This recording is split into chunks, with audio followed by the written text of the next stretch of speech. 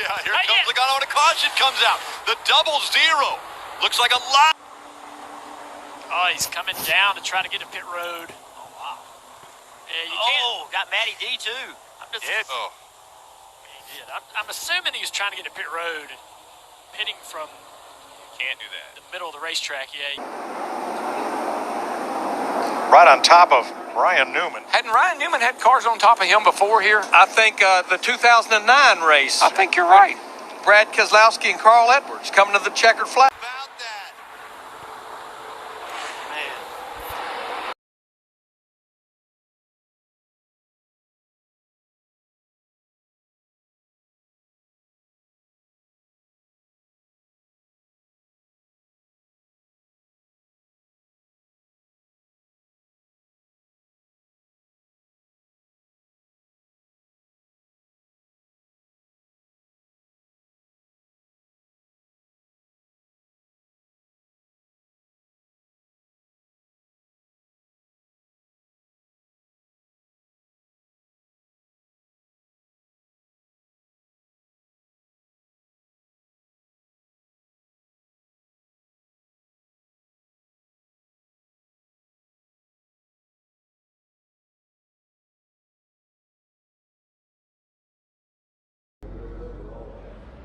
Really very similar to what we saw a little bit ago with Austin Cindric and Brandon Jones, right? Car on the outside, kind of takes the air off the car on the inside. The inside of him, and that to me is what got him turned around. Hard to see from that angle. Oh man, it looked like the 22 just got loose. I think that. Oh man, what a ride that Danica went on. Danica took a heck of a ride into the wall, and then the 43 just plowed in there. Yeah, he had nowhere to go. I think he committed to the outside lane.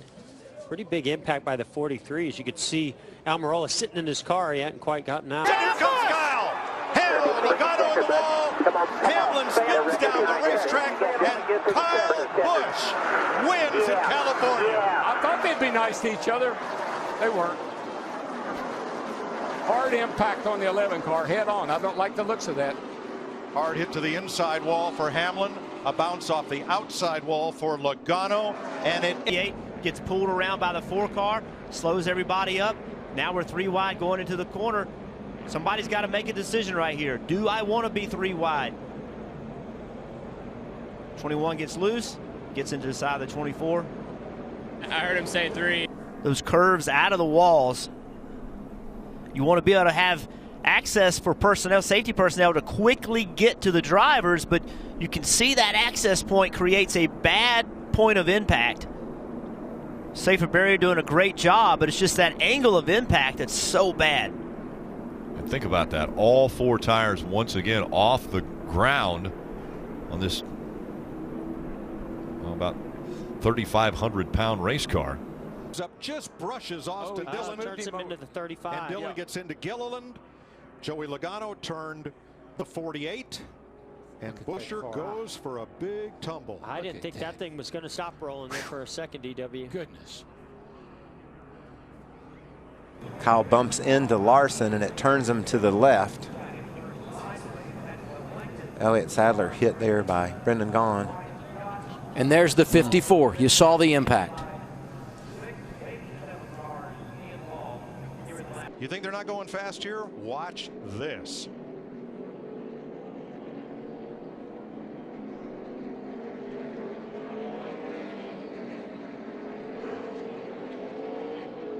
I get a feeling something happened to Martin Truex Jr. in that 56 as hard as he was driving it off in that corner. Sure does. I mean, he wasn't even able to slow it down, it didn't look like. I bet well, it's hard to say about brakes, but that looks like a car that lost its brakes. And climb out. Very fortunate that these trucks are as safe as they are. Look at this truck just get out of control. Probably about the fastest part of this speedway, Phil, right out of the tri-oval. It just starts tumbling. That young man with his dirt racing background, I'm sure he's had many barrel rolls in his career, but none like that.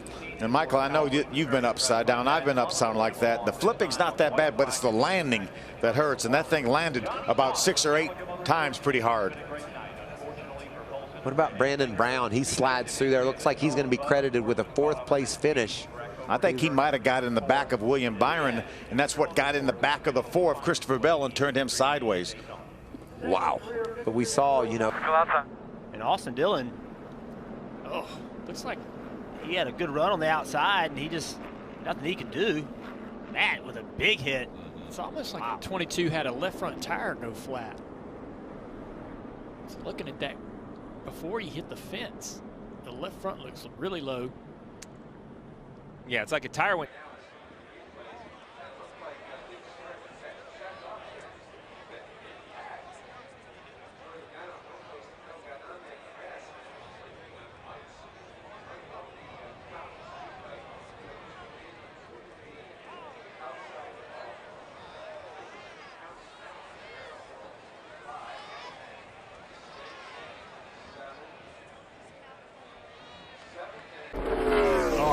No brakes. Not a fan of this, Rick. I've seen this before. Jeff Gordon and I were here. We had a brake fit. Byron on the bottom. He just gets loose underneath. He just starts spinning out, gets into the.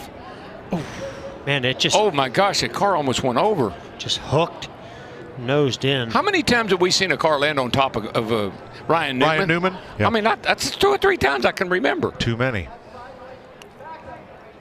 Remember, he was with McMurray down in Talladega when that happened. Matt Kenseth climbs from his car. He's okay. Whoa, whoa, guys. Whoa, whoa. Oh, no. Oh, my gosh. I have never seen anything like that in my life. He hit that wall a ton. Oh, my God. Get up in front of him, then they make contact. Oh. Poor Ryan Preece. We talked about he's had a string of last place finishes, and wow, such a Junior and I in this booth, when he was heading to that wall, we were both cringing. It's not what you want to see, but it's good to see him get out of that car. Look at this angle of impact. So violent. 3,400 pounds of race car just thrown up into the air after it bounced off that inside wall. You see back here, that's kind of where the whole thing starts. And normally you think you're going to get down here and you're going to slide up into the racetrack, but he just never had a chance to. Allgaier just kind of, I think, needed to give that spot up and get out of the throttle, but knowing there's a race win, if you can make it work, maybe ahead of you, just chose to stay in the gas. And look at this car. It gets up on its side. It's sliding. You know, these cars have roof flaps that design them to stay on the ground when you see a high speed rollover at, say, a restrictor plate track. But here, that wasn't really an aerodynamic thing. The cars aren't going at top speed on this restart. That's just the force of this car hitting that outside wall, throws it up into the air, and then, Jeff, as we saw, it slides to a stop on its roof. Yeah, there was another car involved in this, too, that got him. This for the safer barrier. Watch the angle. Bam! And again, it's amazing that more trucks didn't get caught up in that. Watch it from the 88 this time of Mac. Watch 77 right here. Well, I knew those cars were going to stall out. You can see right there, Ryan Preece sort of pushes Chastain down onto the apron. As soon as it gets down the apron, he loses control. And heavy, heavy impact to the 22, Logano from Chastain. Car goes sideways. He tries to correct. You know, those kinds of impacts for Logano, it might not look as big of an impact as what we see some of these other cars because of the damage, but when you get... Oh, boy. Oh, such a nasty, nasty angle into turn 3. One of the fastest parts of the racetrack for these guys. And, you know, it's just, there's no practice. It's a green racetrack. It's incredibly abrasive. We've seen this track just destroy tires throughout a tire test. These tires, even this far into the race, are still not able to go through an entire run.